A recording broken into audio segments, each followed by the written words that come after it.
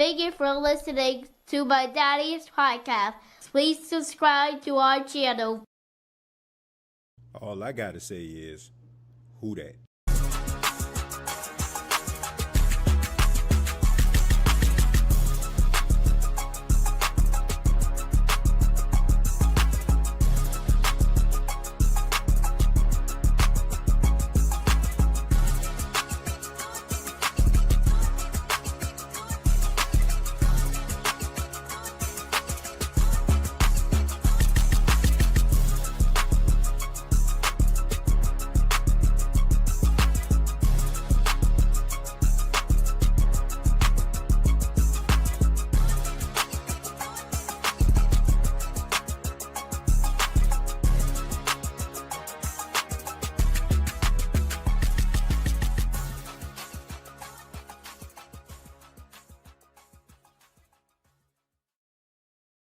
Hey, what's going on, Who That Nation? What's going on, sports fans? For those that are checking out the Gumbo Pot Sports podcast, it is yours truly, Timothy J. Jones, and I am the host of both the State of the Saints and the Gumbo Pot Sports podcast. And thank you so much for checking out both podcasts. I really do appreciate it.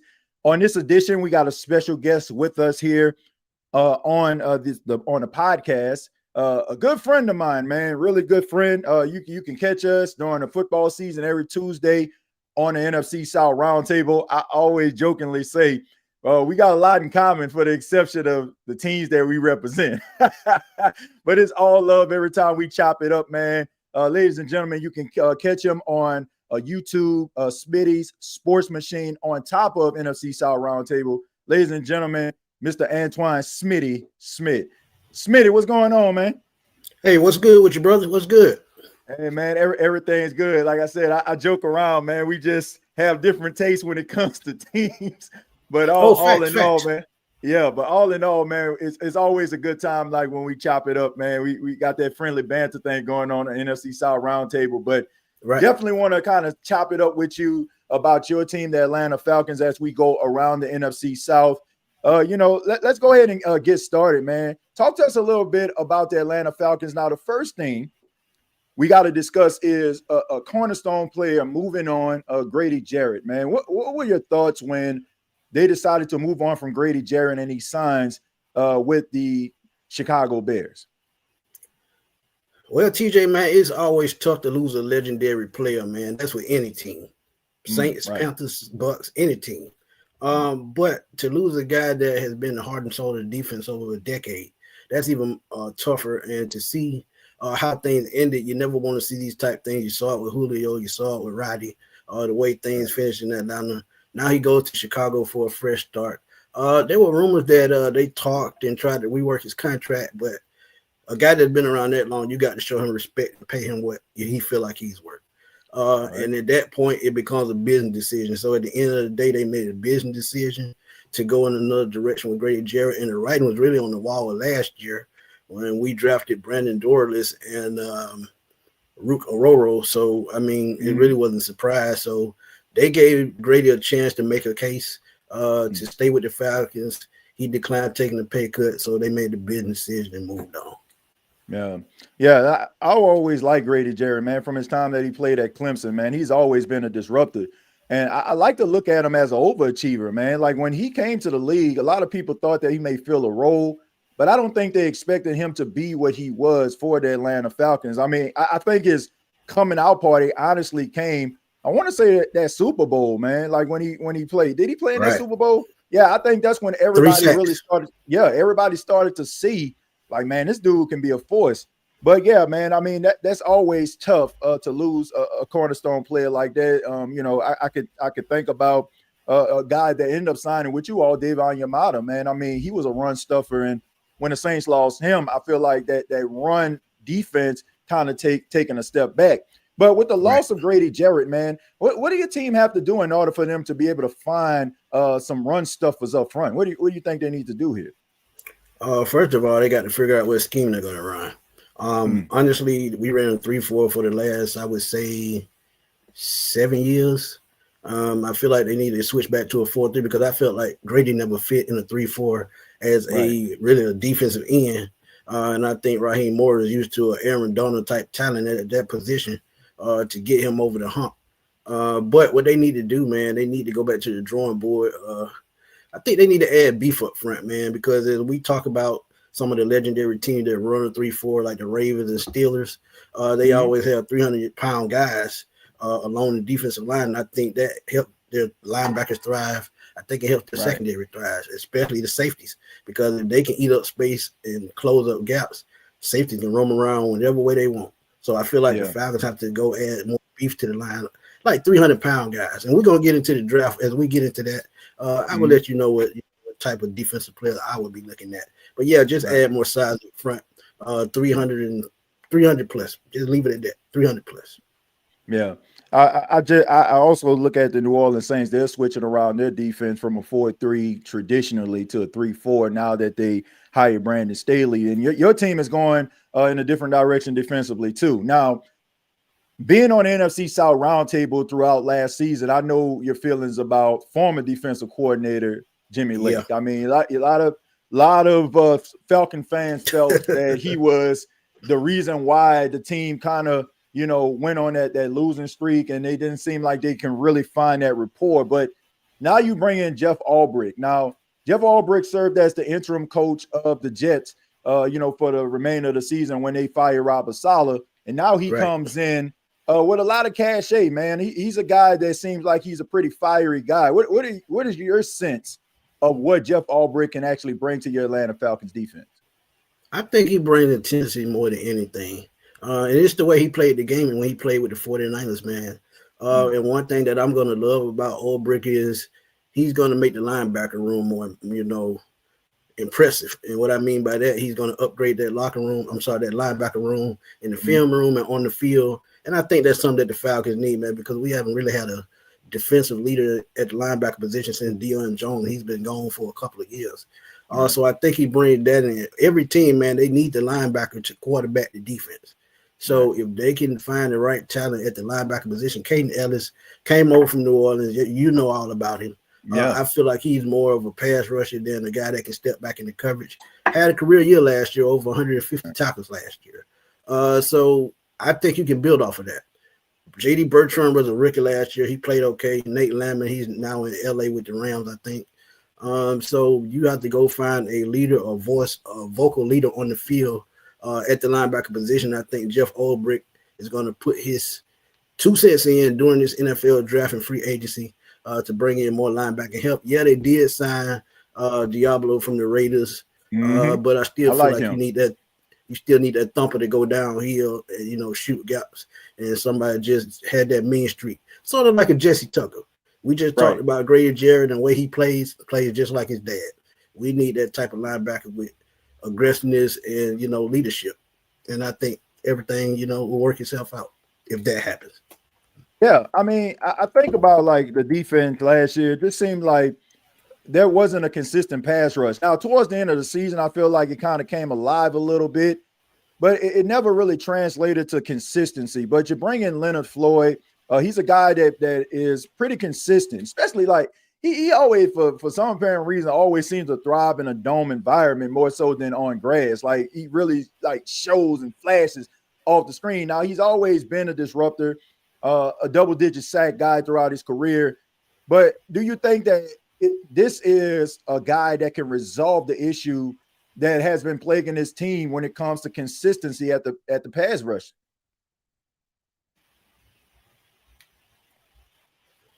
I think he can help, man. I think he could be a key, but again, that goes back to building those big guys up front. Because if they eat up space, guys like Leonard Floyd, he's going to flourish. You saw it in Buffalo when he was there. You saw it with the Rams, and the Rams is probably the reason why he's here, because he played under Raheem Morris in L.A. So he knows what Raheem expects. You talk about guys like Jerry Gray, who's another aggressive coach that coaches the defensive backs and the defensive coordinator, assistant defensive coordinator, assistant head coach. So I think Leonard Floyd brings the speed that we need. And the reason why he plays better in domes is because he's a guy that is a speed guy. And, you play on grass and turf is just totally different. You play faster on turf because you don't have to dig those cleats so far at the ground. So it's just like you got on sneakers and running track. So I feel like, he brings a significant amount of talent to this defensive line. You got to remember Braden Trice is going to come back from that torn ACL. So it gives him a chance. Arnold Ebiketie is going to the final year of his deal. He had, I think, 6.5 sacks last year. So I think Leonard Floyd helps, but you still have to go out again, just like I said with the linebacker position. You have to go out and find that superstar. And before we move on, man, just please go to my channel. I did a thought that I had that the Falcons should make a Julio Jones type trade. And I feel like Abdul Carter is that guy that can change this whole team around. And y'all will see why. Because we got our franchise quarterback last year, so let's go to the other side of the ball and find that game changer that we have for the next 5 years, and that could be a franchise guy as well.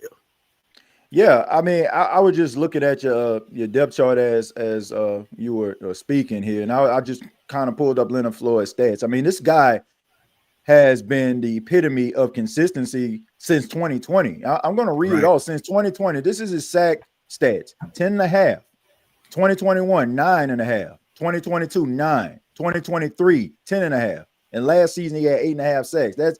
That's consistency, man. So that is definitely something I feel like can add to the pass rush.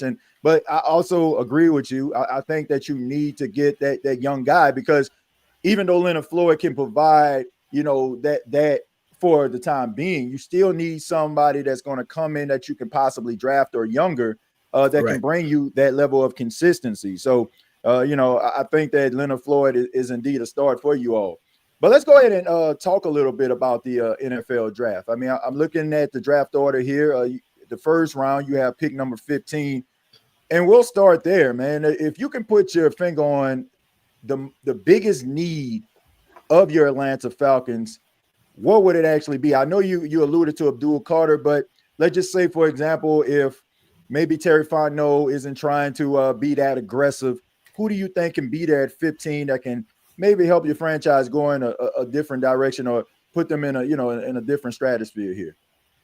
I throw the curveball when I started doing mock drafts, when I started doing my draft profiles.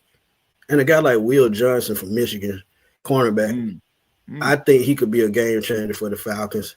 You talk about a guy who's about 6'1", 6'2", somewhere in that range. And he's a ball hawk, great eye for the football, short area quickness, everything you need from a corner. He takes chances, which I like. And you add somebody like that to your secondary that's a playmaker, a ball hawk like that.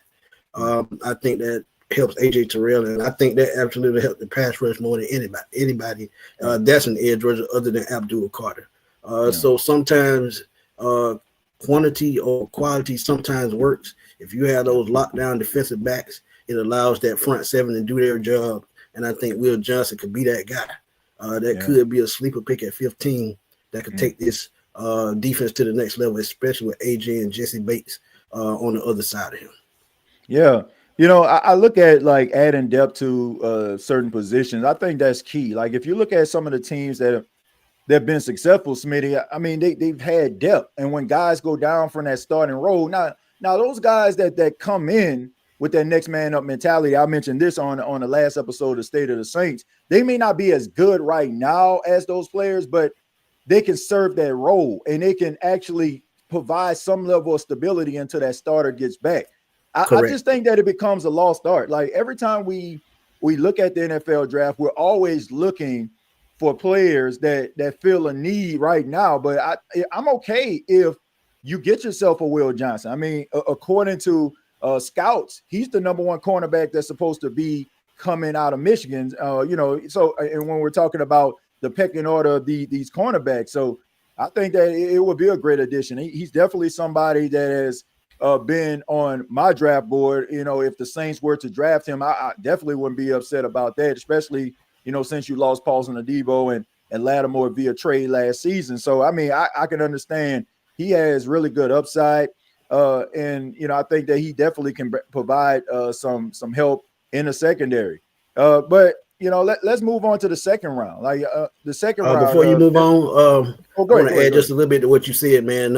I'm looking at it too as not only depth. I'm looking at the future. but sometimes, we talk about situational play calling. And that's going to be key, and that's part of depth as well. Because say like if you have a down that you must have to stop them, you got AJ on one side, Will on the other, Mike Hughes moved to the slot, so you can rotate players, you can scheme differently. So I think Will Johnson is just one of those players that you can scheme around with the secondary and help with the game plan, just point blank period. When you do that, a guy that's versatile, you can scheme any kind of way you want it, and that's what Atlanta is teaching right now. Versatility. Every one of the defensive linemen that they drafted the last 5 years, they can play inside, outside. So I think that continues, but versatility is key, man, and Will Johnson can do that. And so it sounds like to me, Smitty, you feel like you have some quality defensive players. So what's the big issue last season? Was it Coaching. about the scheme? Okay, Coaching. I got you. Coaching. Yeah. Because think about you're it. Okay. So you're okay with the players that you think you have the right pieces. I'm okay with most of them, yeah. Because if you think about it, we started 6-3 last year. And, once Kirk Cousins did not talk about their injury, I think that threw a wrench in everything. And then Jimmy Lake's inconsistency with play calling. Because think about it, the Washington game we should have won last year. We didn't have a reason to lose to the Panthers in the last game of the year. So coaching broke down at the wrong time. After the 6-3 start, coaching just broke down. Chemistry is everything. And now I feel like Raheem Morris with familiarity, that's what he's bringing. And players know what they expect. So I think they pick it up this year. Yeah, it may be a little tough early on for everybody to gel. But coaching has got to be consistent this year, man. If it isn't, we talked about it on the show, man, we need a change. Because as you talked about Dennis Allen last year, I started to feel that way about Raheem Morris towards the end of the season because I feel like, they let their ego get in the way. And sometimes the ego can get in the way and it starts to rub off on the team, and that's what you see on the field. Yeah. I think we kind of have two different situations. You seem like, you like most of the players that you have, but you feel like it was the coaching. I also feel like it's the coaching when it comes to the Saints, but I think it has a lot to do with player development too. Like I think they have the right players, but you need those coaches to be able to get it out of them. And also, I think the biggest issue, as far as the Saints defense has been in the past, is they're trying to put a square peg into a round hole, Smitty. They're trying to make a player into something that he's not, and you're spending so much time trying to mold this player into something that he isn't. I think that you need a coach like you're alluding to be able to bring out the key qualities that player has right away. And then the offseason, like we're in right now, then we can work on like trying to transition to something else. But make sure that you are actually utilizing the strengths of these players and what they have right now. I think that's where a lot of teams go wrong. That's just my personal assessment there. What do you think, Mika Loomis and his team, where do you think they stand from a talent standpoint with the way they draft players from the last couple of drafts? What do you think they stand? Smitty, if I'm thinking about it logically, I think it's a mixed bag. Because here's the thing. You can't say that Zach Bond was a bad draft pick because he was a first-team All-Pro with the Eagles. Can't say C.J. Gardner-Johnson was a bad draft pick because the year before he led the league in interception. You can't say that these are bad draft picks. Like I said, it goes back to what I'm saying. It's about putting a square peg into a round hole. Finding guys that fit your scheme should be the focal point. Not, this guy has really good upside. I see him as blank. I think that you're setting your team back because if he doesn't turn into that, then that's a wasted draft pick. The guy doesn't see the field. So it's kind of a mixed bag. Like for every like Peyton Turner, you can look at, they drafted Chris Olave or, so I feel like they draft some really good players. I don't think they're necessarily good for the Saints, if that makes any sense. It's like you're basically drafting a player that would have been great somewhere else. Like for Caden Ellis, for example. Caden Ellis' final season. Go ahead. That goes back to coaching, coaching development. And if you're a team, and see, this is why I said, man, and I said this on my show a couple of times. This is why any head coach in the NFL, when you pick your staff, make sure you find somebody that's going to challenge you in the film room. Because 9 times out of 10, they're going to see something that you don't see. And then if you find a way to get on the same page with that coach, that spreads like a wildfire. That means everybody's on the same page if y'all in the film room together. And Raheem Morris, no shots at him, but he's coached both sides of the football. It's no way in the world the Falcons should have looked the way they did last year. I don't care who's on the field, because it goes back to I think it's 2006 Colts. They had one of the worst defenses in the league. Yep. But their offense was on point every single game. So they got past that. That doesn't happen too often. So now you just have to keep chemistry within your coaching staff and find somebody that's going to challenge you. And until I think the Falcons, until they find a coach that's going to do that, I think it's going to be unfortunate as to what happens. Because honestly, this upcoming season, if they take a step back, I think he's going after 2 seasons. Because the roster that he was given was really a win-now roster. He couldn't take advantage of it. First mistake he made was hiring an inexperienced defensive coordinator. So I'm hoping that was a learning experience. So again, chemistry, development, like you said, and coaching, man. Coaching is everything. I think that the second-time coaches, sometimes like you got to start evaluating them a little bit differently. I think it was the same way with Dennis Allen. Like, some of those, some situations you can look at and be like, just unforeseen circumstances. But when you start to look at, certain scenarios, like you have an opportunity to be able to do this, but instead you did this and it cost you, people are going to start looking at the team and being like, man, I don't know if they got the right guy. Like, I think that Raheem Morris is a good leader of men. Everybody that talks about Raheem Morris always talks very highly of him, but there's levels to being a head coach. And like, you got to be able to make the right decisions, man. And, unfortunately, like when it came to the Saints, Dennis Allen couldn't. That's the reason Kellen Moore is now with the Saints. And hopefully Raheem Morris can learn from his mistakes, man, because, we know that, some of these coaches, they're on the show at least, especially when they, got a certain complexion. But But look, to add to that, man, you sit back and think about, man, Bill Belichick. One thing I think a head coach has to do is to be able to build a foundation and then add structure. If a head coach can do that and get on the same page with his GM, I think that is key, because Bill Belichick, he put it out there. You don't have to have a first-round pick to succeed. How many first-round picks did they use to trade back in the draft to get more picks? It goes about who fits your scheme. I've seen the Steelers do it. I've seen the Ravens do it. Hell, I've seen the Chiefs do it. Go get 3rd, 4th-round picks and make them superstars. It's all about coaching and chemistry, man. It's point-blank period. If your coaching ain't on point, because if we hired Belichick, we probably wouldn't even be having this conversation, because we know when Bill Belichick comes in, we know what to expect. We know what we're getting. And think about it. If he's the coach, when it's time for him to step away, he's going to have a guy in waiting to take his spot. So foundation and structure is everything, no matter what team it is. I agree.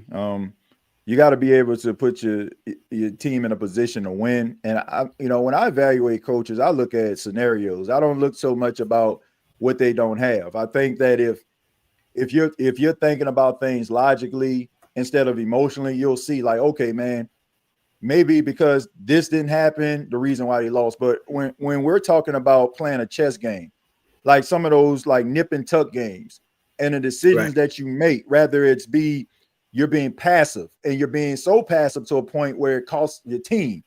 I think that speaks volumes about your coaching. You can't go into this thing, with one toe in the water here, man. Sometimes you got to dive in.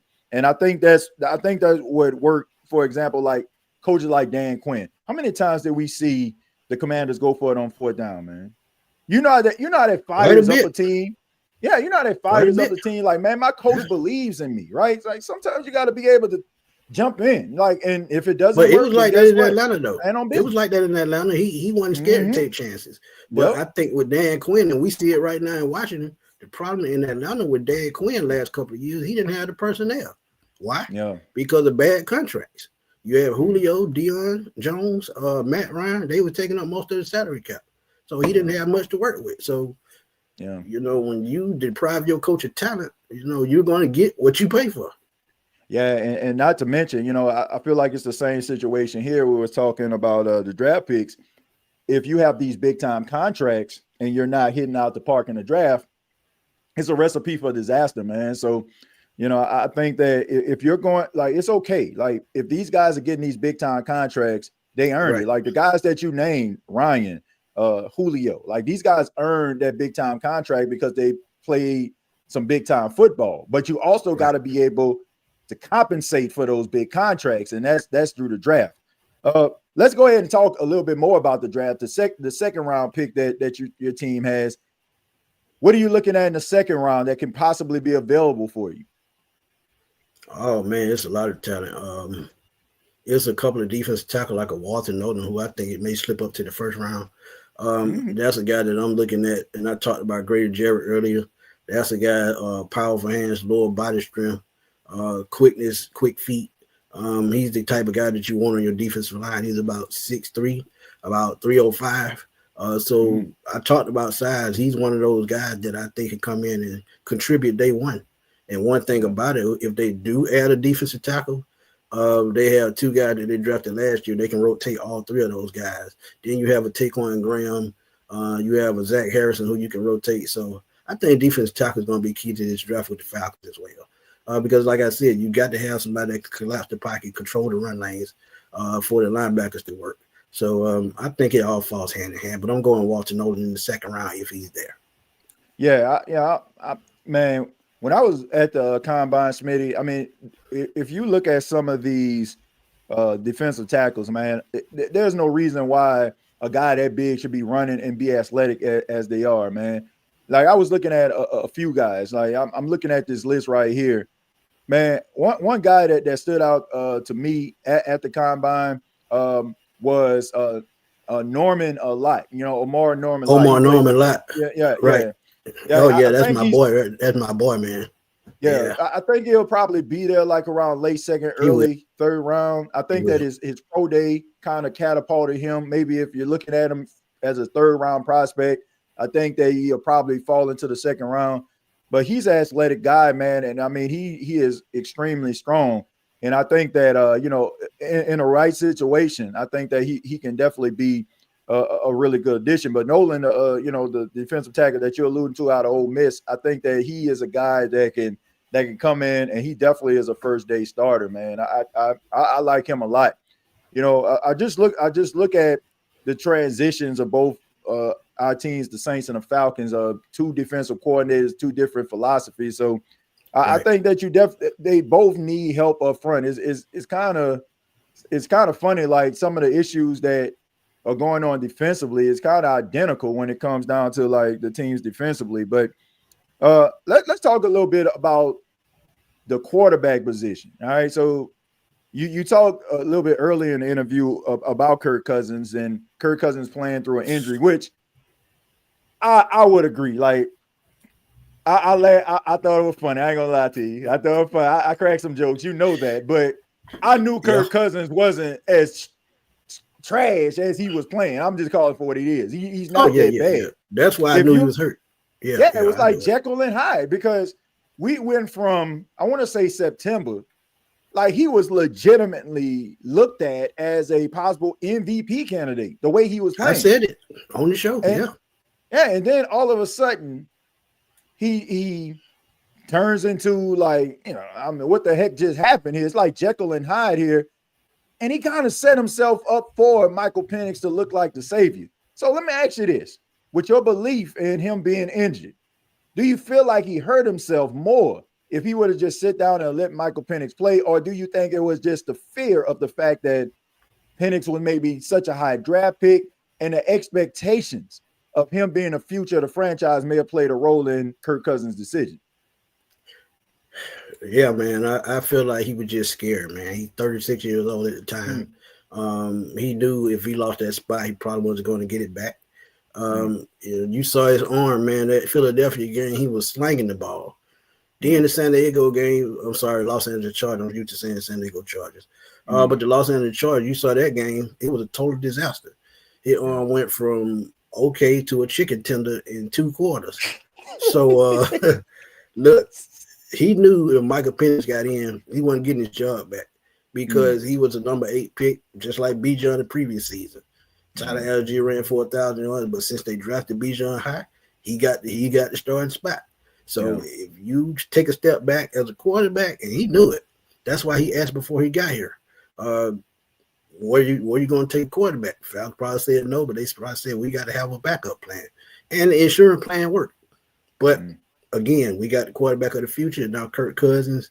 I think come draft night, he may end up in Cleveland, depending on who they pick.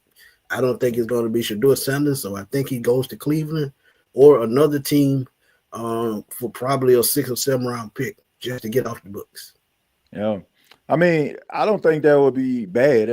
I don't think Kirk Cousins is that bad of a quarterback. I do think that he was playing through some injuries. And then also, I mean, that's interesting. I mean, Kevin Stefanski was his coach at one time, as offensive coordinator before he was hired by the Cleveland Browns. So, I mean, that could be a reunion, but let's go ahead and look at some of the comments here. If you got a question pertaining to the Saints or the Falcons, please put it in the chat.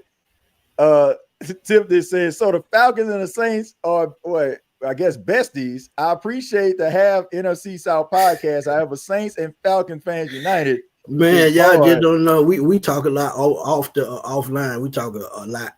Oh, man.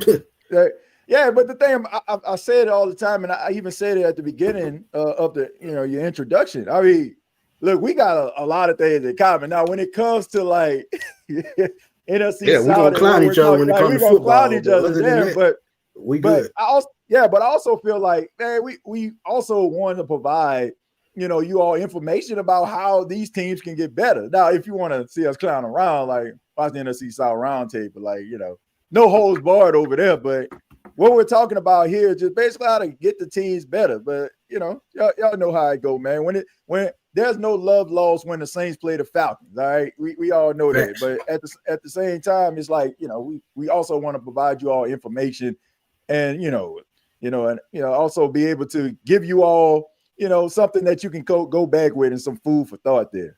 Let's see. I got to get your opinion on this. I think he's not with any team. We don't know where he's going to go. It says why people hate Julio Sanders so much.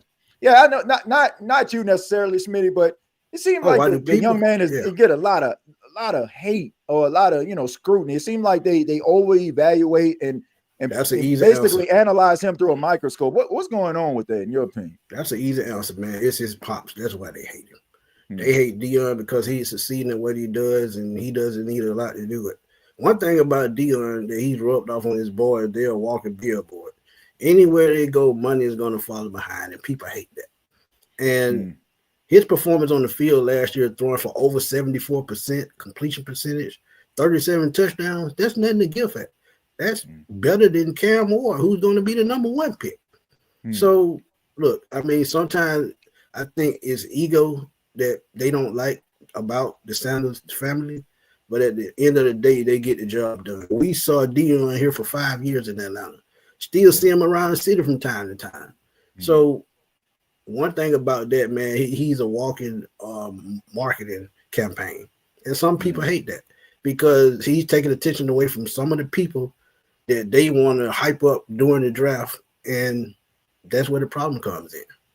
So I don't have a problem with it because if he goes to New York, I think that's perfect for him because of what he brings marketing-wise, what he brings as a quarterback, and I think it's just a fit because you seen him work out, play the street with Nick Davis throwing the football. So he knows where he wants to go. It's up to where these GMs and head coaches want him to go. And honestly, right now, I don't know. I thought Cleveland – thought the Raiders, but both of them, the Raiders, they got a quarterback, Geno Smith, just signed to extension, so that's out. And when they said the Saints, I said, hey, that makes sense because the Saints need that kind of marketability for other players to come there. And see, that's what people don't understand about Shedeur. If he comes there, he succeeds, players are going to follow him. Even his dad might follow him. Who knows? And if his dad follow him, you talking about what, Colorado 2.0 in the NFL. Yeah. It happens. Yeah. Okay, so I agree with you. A guy that completes 74% of his passes, throw 4,000 yards. Like, I don't care how you want to analyze it. I always say, like, if a quarterback is accurate and he goes into the NFL, everything else is like just the game slowing down for him. If he can get that together, then you're going to have consistency at the quarterback position. I think that's the key word, consistency. If a quarterback is accurate, you know that you're going to have consistency if all the stars are aligned. Now, I got to ask you, because, you know, you are a Falcon fan, and you just mentioned Deion Sanders. I mean, he was the Atlanta Falcons, especially in the early 90s. How would you feel to see his son playing for your rival team in the Saints? I mean, it's competition. It wouldn't bother me. I mean, teams have to build their team the way they are. Would I like to see him in New Orleans and beat the Falcons? No, but I understand the game. If he's going to change the organization around, they've got to take the chance. And if they take the chance and it works out, hey, oh well. We just got to find a way to power bomb him in the backfield. If we can't do that, hey, you know what time it is. But I don't have a problem with it. And honestly, if we didn't get Penix last year, I would have said go get Shador this year. So it would have worked out one way or the other. Yeah. I do have a question about Penix, but I do want to mention this also. Okay. I have done shows, like the last few episodes have been focused on Shador Sanders and, you know, should the Saints draft him. Now, I saw one of them. Yeah, I saw one. So if it's me, I would draft him. But knowing this organization and knowing the type of personality that Shador Sanders has, I just think that it's going to be a turnoff for this organization. Too conservative. Yeah, too conservative. They you know, I feel like they want those cookie cutter, you know, like man, button up shirt to the top. They don't want anybody with that edge. They'll probably, you know, every now and then they'll get a guy that probably has that, but I don't see it as a signal caller. Like I feel like maybe if he was shaking hands, kissing babies, and walking around here, you know, and not really giving you those controversial takes that some people would say, yeah, they'll probably draft him if he's available. But I just think that his personality and what the New Orleans Saints are usually used to, I just don't think that. What is Derek Carr's? What is his dead cap hit this year? Man, well, they restructured his deal, so you know that money rolls over to next year. Now, next year he has a dead cap hit, if I'm not mistaken, like $68 or $69 million or something like that, man. So, man, see there's one mistake you don't make. We made a mistake with Kirk Cousins. I understand that. But if you want him out of there faster, you don't restructure his contract. You cut ties with him, take that hit for 1 year or two, and you move on. Because this year we could have been talking about Shador Sanders, or as I saw a couple other analysts saying, Jackson Dart. So I mean, you've got to make a decision on your quarterback. That's the key position. And honestly, I'm not being funny, but I just don't see Derek Carr making a difference. I said it when he left Las Vegas going to New Orleans. I said, what difference that gonna make? That's not his style. His style is big city, big ego, because you remember his brother David played for Houston. He was a backup, you know, after his first contract, but he did win a Super Bowl as a backup. But Derek Carr might meet that same fate, because I don't see him making no change in New Orleans because he don't have enough talent around him. So Derek Carr is the type of quarterback that you can win some games with, not just because he's your quarterback. He won't get you over the top, right? Yeah, exactly. Like, what people don't understand is, like, there's a lot of Derek Carr supporters that pop up in the chats during shows, especially when I'm talking about him. He's the focal point, and they'll tell you, "Oh, he's not a bad quarterback. He's not a bad quarterback. He's not a bad quarterback." But there's levels to this, Smitty. There's elite quarterbacks that can win no matter what situation you put them in, and then there's those quarterbacks that can provide stability. So if Derek Carr goes to Detroit, you got Jahmyr Gibbs, David Montgomery, Sam Laporta, Jameson Williams, Amon-Ra St. Brown. You got all those offensive weapons at your disposal. A really bad, by bad I mean good offensive line, like one of the best in the league. Of course, he's going to win. 3 first-round picks. Yeah. So he will thrive in that element. So there's no need for you to come back if he was to go to Detroit and say, "Man, see, I told you." we already know. Yeah, the expensive problem is game the manager. Saints, yeah. So we know that, but the Saints aren't on that level. They don't have those type of players. They haven't drafted that well, and they don't have an offensive line that won't allow him to have happy feet. That's all I'm saying. So I just think that unless you're about to have a draft like you did in 2017, if you're the Saints, I just think that, you're probably going to get pretty much the same thing. You're going to get games where some people are going to feel justified in their argument that he's a really good quarterback. And then you're going to have other games that's going to justify people's criticisms of him. I mean, that's just the way that it goes. He is what he is. With that being said, at number 7, I think y'all at number 8. With the draft picks? Yeah. 8 or number 9. Number 9. So at number 9, do you think that since y'all not going quarterback, do you think y'all trade back, get more picks, and try to build this team the proper way? Now, if we had any other general manager other than Mickey Loomis, I would say yes. But here's why, Smitty, because historically, Mickey Loomis has never traded back in any draft that he has been a general manager of the New Orleans Saints. He has always traded up, but he has never traded back. So that's crazy. I mean, if you look at behaviors of his past work, you would have to say no. But it would be smart for them to do so. I mean, you have 8 picks, and there are ways where you can actually get even more picks. I just think that's the way that the Saints need to look at this, especially if you're talking about the cap issue, like we mentioned, Derek Carr cap hit. You got to be able to hit in the draft, man. You got to be able to compensate. Like if you're going to open compensate in one way, you got to be able to make up for it in another way. That's just what it is. And if they were smart, like unless you feel like you just got a can't miss prospect. There's only a couple guys in this draft. You mentioned one, Abdul Carter, Mason Graham, and Travis Hunter are 3 guys that I feel like if they're there, no matter what you had on the board, you get them because there's going to be a place. I think Jalen Walker that type talent too. I think he falls in line with Abdul Carter. But is there one player at 7 that you thinking the Saints just got to have if he's there? Yep. Mason Graham.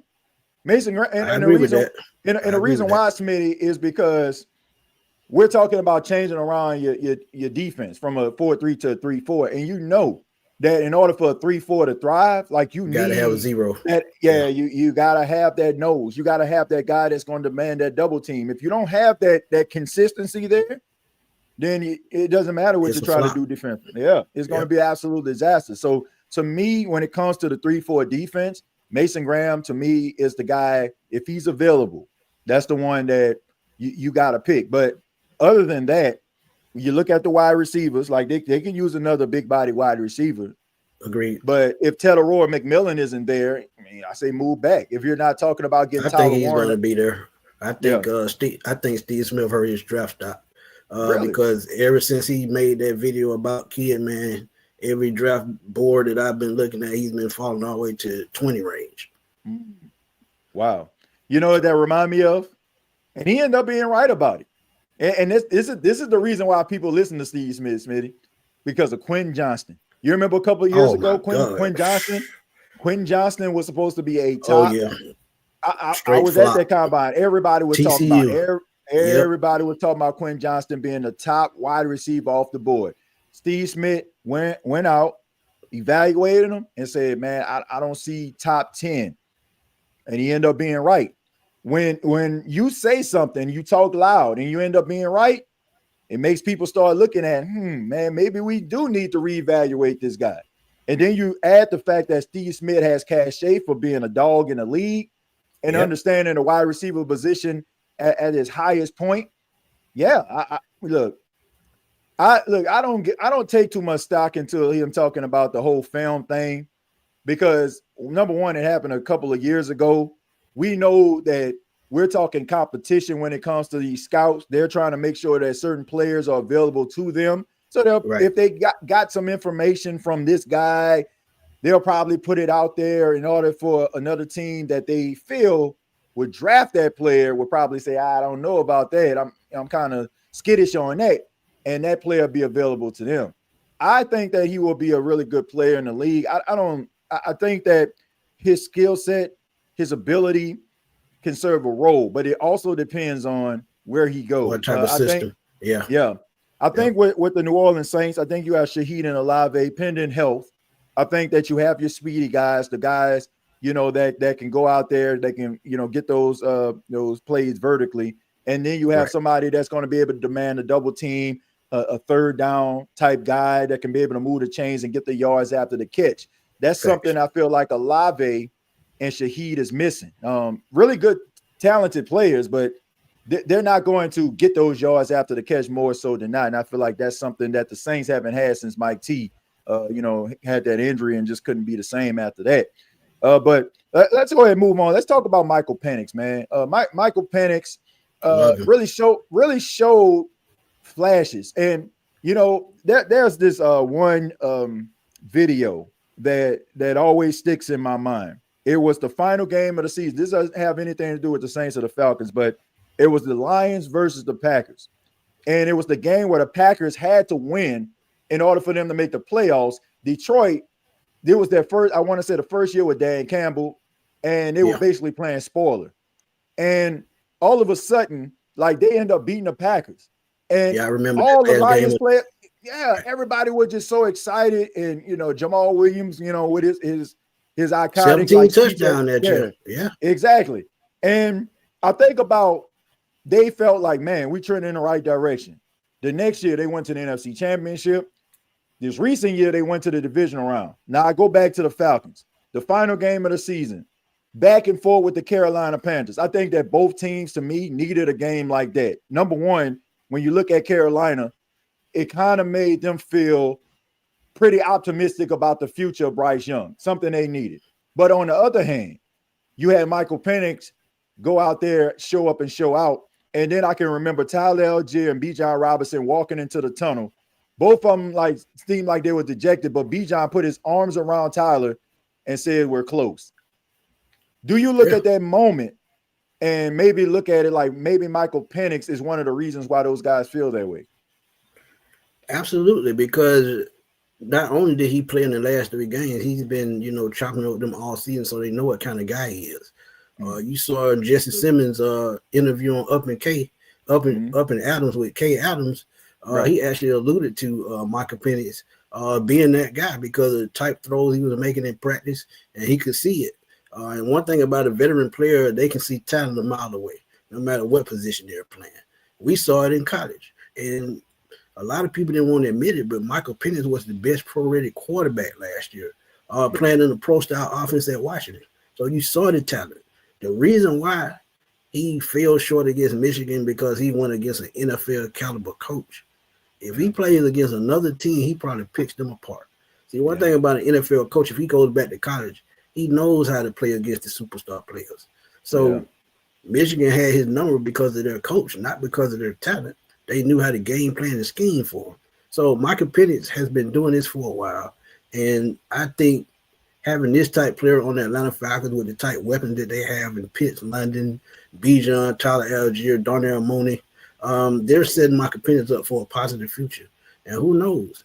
He could get a new number one in the next couple of years, and he's not going to skip a beat because one thing about Michael Penix, he breeds confidence. And that's what you need as a quarterback. You saw it in the preseason game when he made a mistake. What did he do? Came right back onto the field, kept throwing the football. When he made mistakes at the end of the regular season last year, what did he do? Got back in the huddle, started back making plays, because as a quarterback, we all know you got to forget about the last bad play and make the next play. So that's one thing he does well. Confidence is going to be key for him. It's something that he's not lacking. So I feel like that's a positive for him going forward and for this team, because the quarterback is the leader. That's what you're going to look up to. And he knows that. And I think he's going to fill that role very well. Yeah. Two things about Michael Penix that stood out to me before he was even drafted. Number one, I felt like he needed a do-rag line of his own. You know what I'm saying? Because the man bringing silk do-rags back. Hey, but the beauty supply stores in Atlanta, so he'll make a killing. Exactly. I'm just saying. but number two was the game versus Texas. when he was at Washington, and there was one throw that he made, and ironically, it was in the Superdome when he did it. He throws it, he threw it like on a rope, like down the line, two defenders, like just cross paths, and he still gets it in there for a touchdown. It was at that moment I looked at that guy and I said, man, this dude gonna be scary.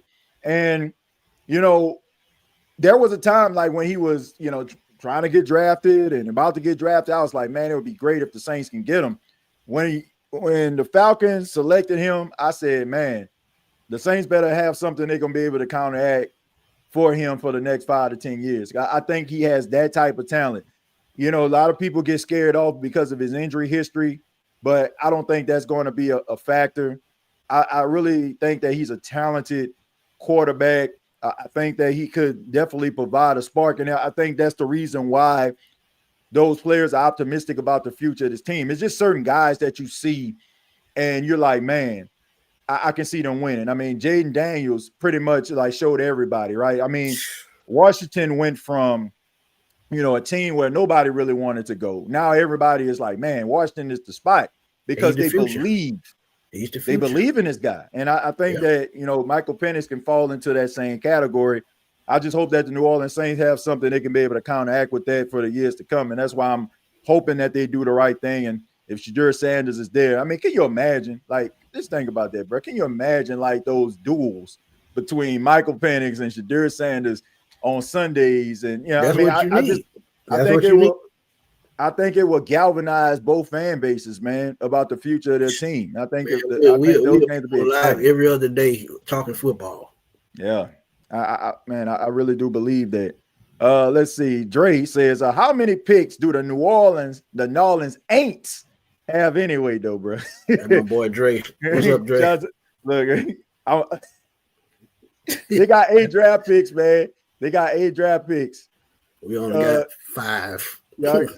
Yeah. So I mean, a couple of draft picks. You have like 2 7-round picks that you acquired via trades, and developmental type talent. So yeah. I think this one was interesting. Tempted again. He's a Bucs fan. He says, absolutely. And I think this speaks for both 100%. Be a Bear type. 100%. Why is everyone 3-4 following Bucs? I don't think it's the fact that they following the Bucs. No, they following the Steelers. The Steelers run that to a T. Yeah, and we talked about defensive tackles. Cam Hayward is getting up in age, so if they go defensive tackle in the first round, just don't be surprised.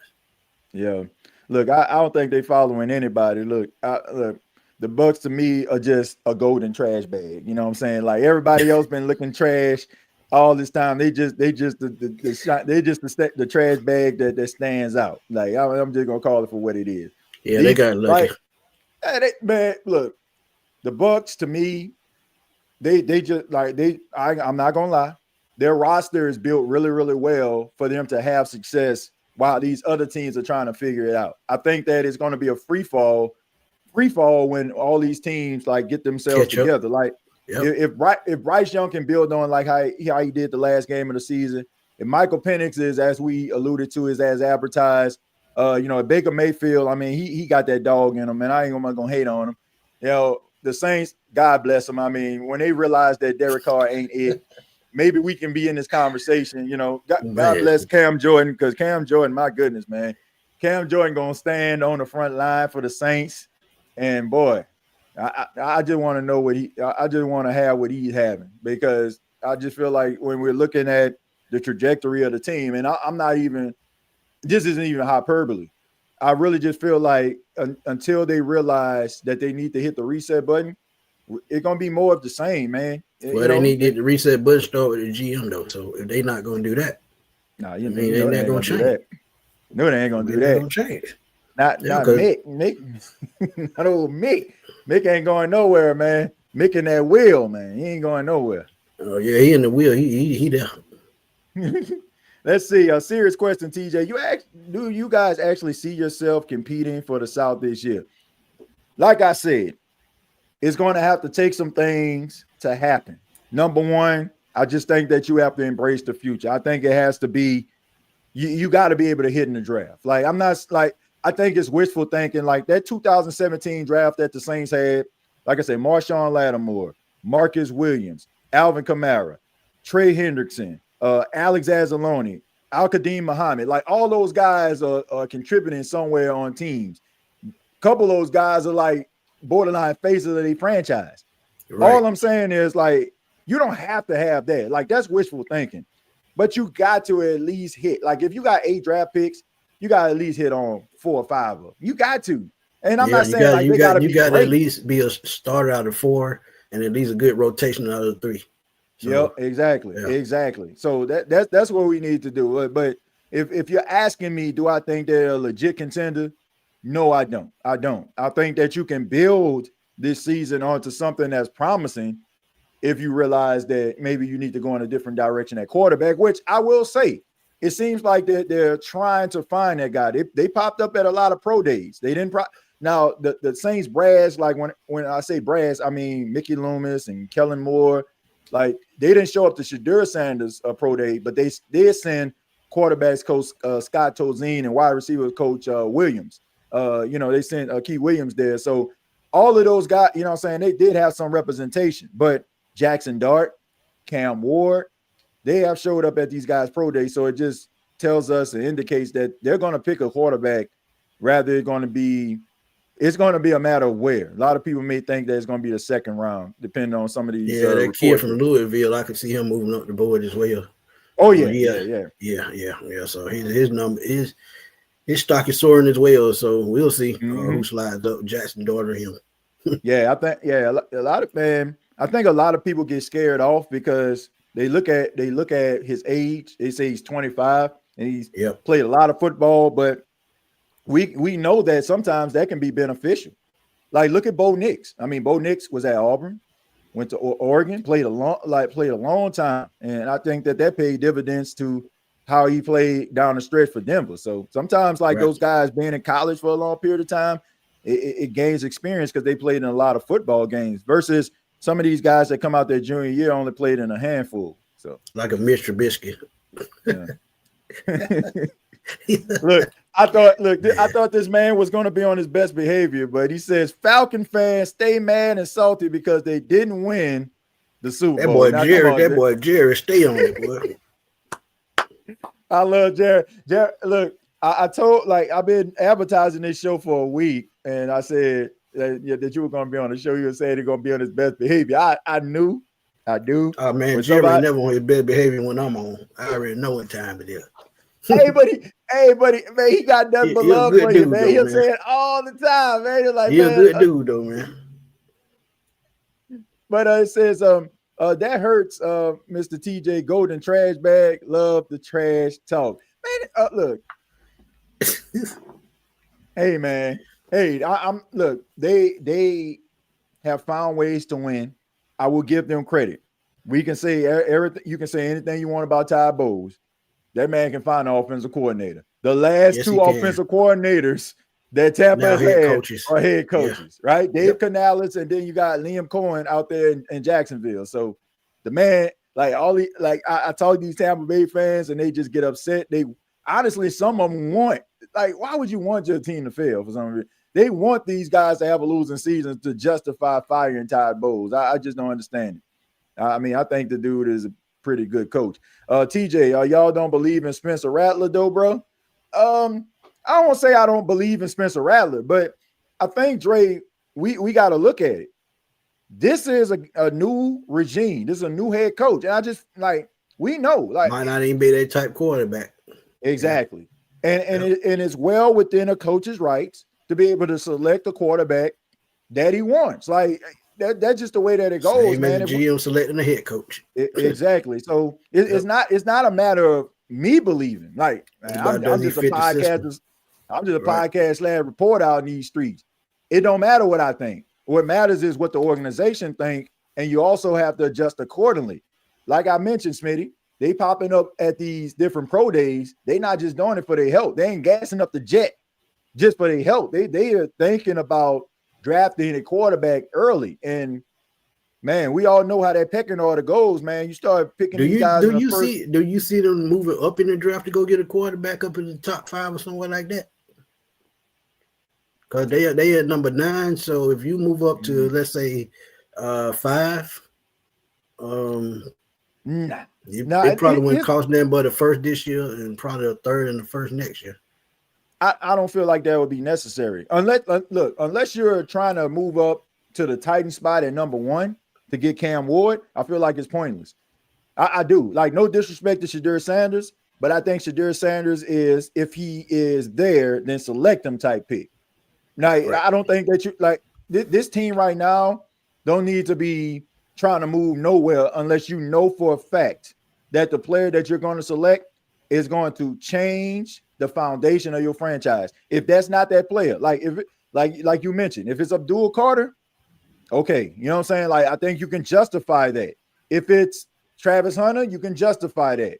If it's Mason Graham, I feel like you can justify that. But there, like, it has to be the right situation. But stay the hell where you at. You know what I'm saying? Like, don't move. You know what I'm saying? Or let's move back. But what if they move back and they still had a generation of talent that they could take? Say like that would be a win. That would be a win. And that will go back to what you said earlier. Like, do you feel like they should move back? Like, I don't think, like, unless that guy is a generational talent, I feel like you can move back. And if they do move back and they find that guy, then hell, I don't have an issue with that at all. Like, I think that that would be a really good decision. Like, we all know how this thing goes, Smitty. Like, it's only a bad decision if it doesn't work out, right? Everybody, like, think about this. What was Monday Morning Quarterback when the Falcons drafted Michael Penix? What are they doing? They just gave Kirk Cousins his money. Then all of a sudden, Kirk Cousins insurance policy. Exactly. Yep. Now look at it. Kirk Cousins, like, kind of, you know, like you said, dealing with some injuries, didn't play well. Now Michael Penix. Oh, we got Michael Penix in our back pocket. Now they're looking like geniuses. Like I said, when it doesn't work out, then all of a sudden it's the worst idea in the world. When it does, everybody's a genius. So it was one of those ways. I'll give you another one. I had a guy on my comments earlier. He talked about Julio Jones, and he said it wasn't a home run pick because we didn't win Super Bowls. We did not win Super Bowl because of Julio. We lost Super Bowl because of coaching. Oh, yeah. 2012, we were up 21-0 on the 49ers, and the coaches could not adjust. We were up 28-3 in the Super Bowl. Coaches could not adjust. So, I mean, it's been coaching.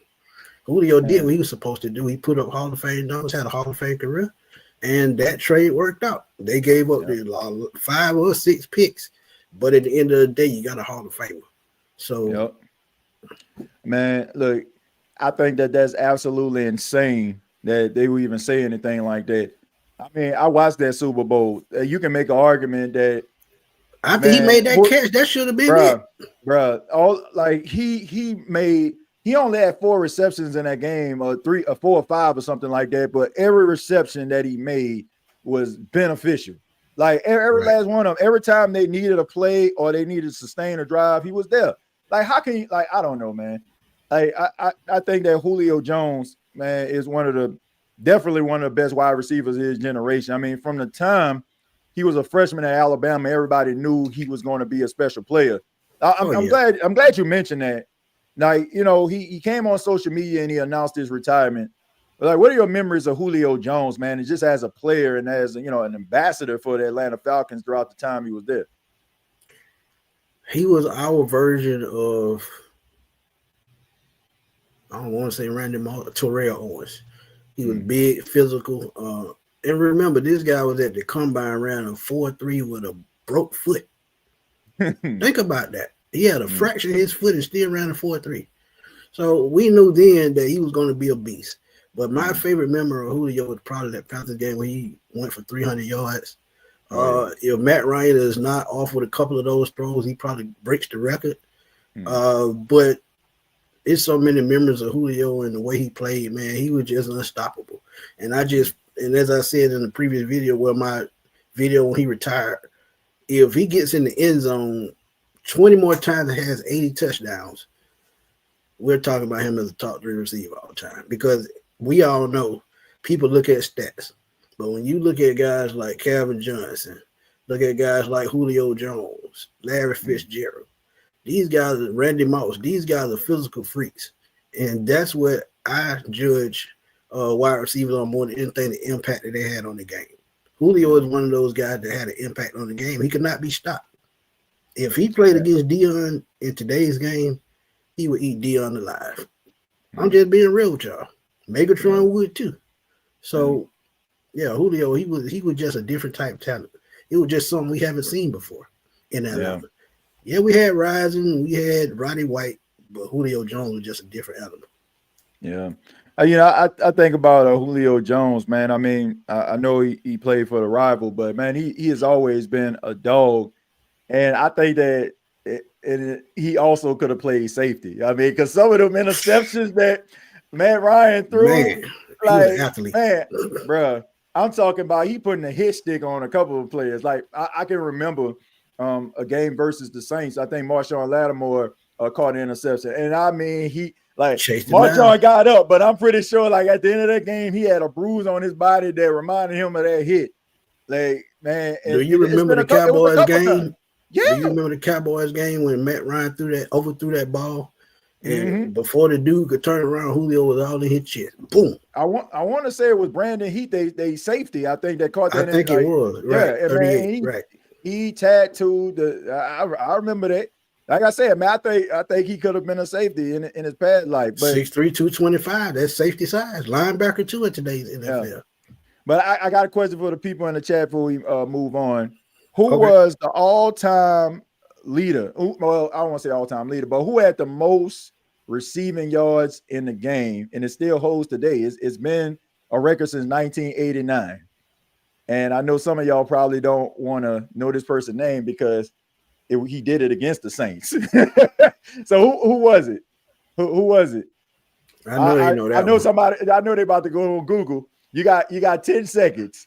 Because I know somebody go look that up. Top of y'all head, man. I know somebody pop it up. Hey, Google real quick.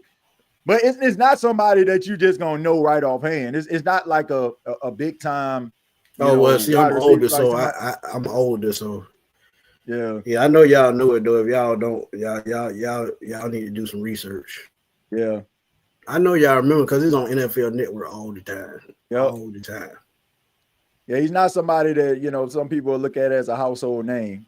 Man, he only had 260. I'm looking at his stats right now. 267 receptions, 5,000. And that was his biggest game of his career. 28 touchdowns. The biggest game of his career. All right, Cartel said flip. Yeah. All right.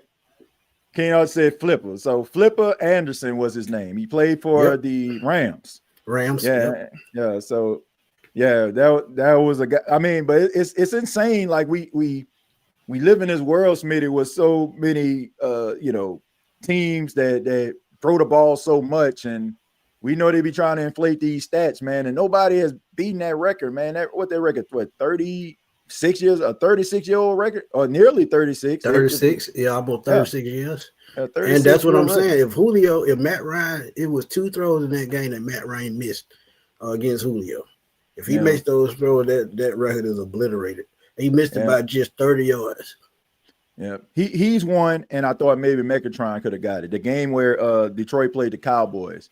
Right. And that was that game where Dez Bryant was just upset. He wanted the ball every time because Megatron was just out there they couldn't do nothing with him. You couldn't stop him. They were triple teaming this dude, and he still can't. Think about it, man. He was a wide receiver built like a tight end running the 4.35. Man. Think about that. And dude, I think his wingspan was 82 and a half. Insane, somewhere in bro. there. So, man. That dude was insane. There's this iconic picture of the Saints playing against Detroit in the playoffs, and they got literally at the goal line, they got 2 cornerbacks lined up next, like in front of him. Like that's how much respect that people had for Megatron. My final question for you before we get up out of here is okay. So, the Falcons record this season. I'm not sure like what Vegas has them, but I'm pretty sure 7.5. Yeah, okay, 7. I know it's like 7 or 7.5. Too high, too low. What do you think about your team in 2025?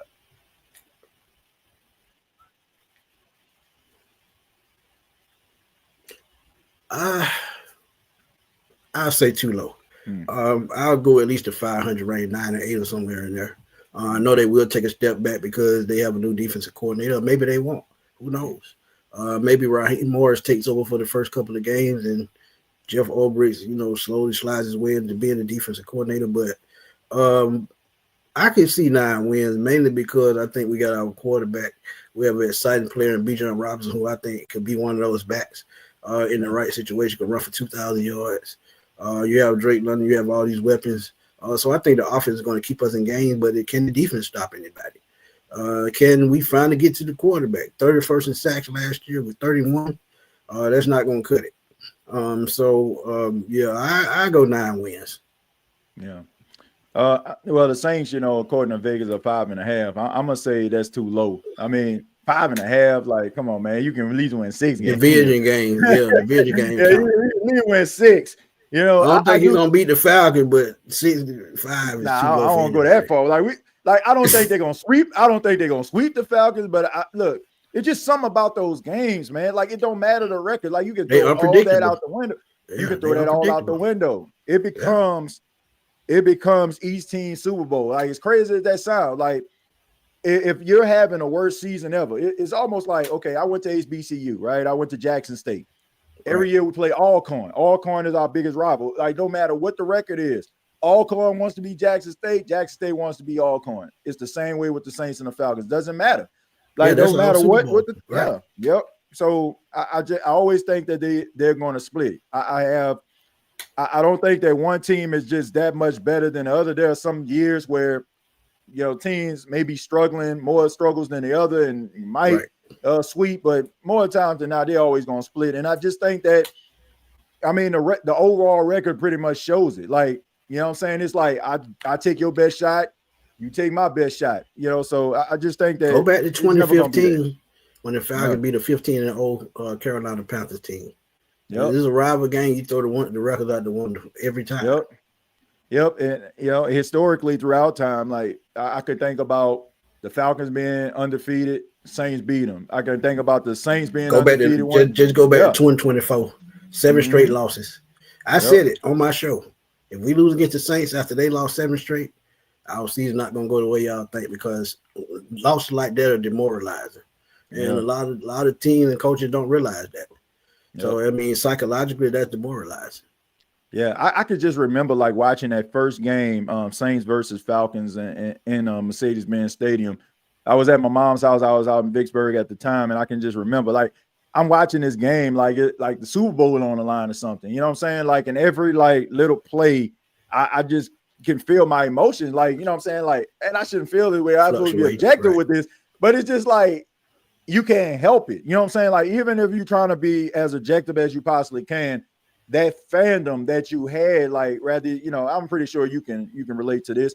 You're growing up as a fan and going up against that rival, like, you still want to see your team come out on top. So, like I said, both teams are always going to take each other's best shot. And to me, it's always going to be a split unless there's like some unforeseen circumstances with that. Right. But Smitty, I want to say thank you so much for being here on the Gumbo Pot and State of Saints podcast. And before you get up out of here, let everybody know how they can get in touch with you, man.